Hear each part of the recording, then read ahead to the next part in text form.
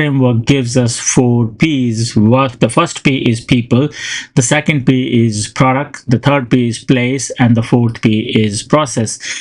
And it tells us that we need to wisely pick and choose all these 4 of them, or maybe 3 of them at least, when we are drafting a research title. So how that is going to work, let's have a look. So the first one, if we talk about the people, now it asks us, who is this research about? I mean, the beneficiary of your research. Who is going to read your research? Who are the people you are targeting as an audience? That you think about that, okay, my research is about project management in maybe a clothing industry, so the project managers could be reading this research and they are the beneficiaries. So you need to think about who are the beneficiaries of your research.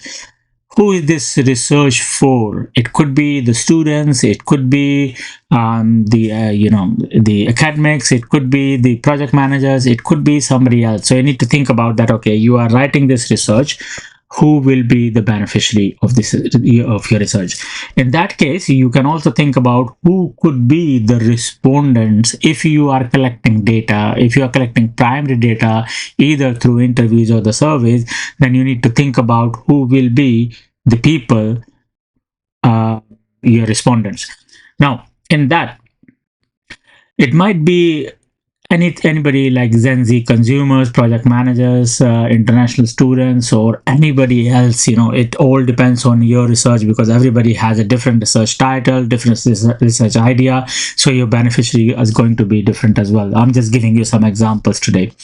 So who is your research about? If you think about those people, that okay, let's suppose project managers, that this research is about project manager, it could be useful for the project managers, it could be useful for academics if you're writing a research on education side, maybe for higher education. If you're writing a research on primary school, it could be the teachers in the primary school, or the secondary school, the teachers in the secondary school, or maybe the lecturers in higher education. Now